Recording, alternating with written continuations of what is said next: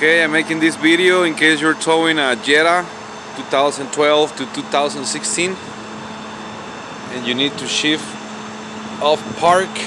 You don't know how to do it.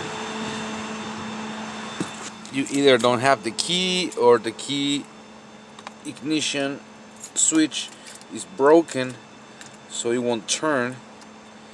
So you just gotta pull this off and see that yellow tab. You press down on it and at the same time press the release on the shifter and you go down and you go to neutral.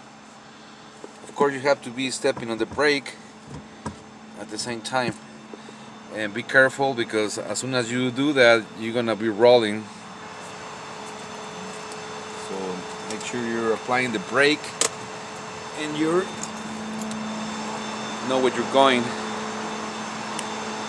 So that's how you do 2012 to 2016 Volkswagen Jetta emergency shift release.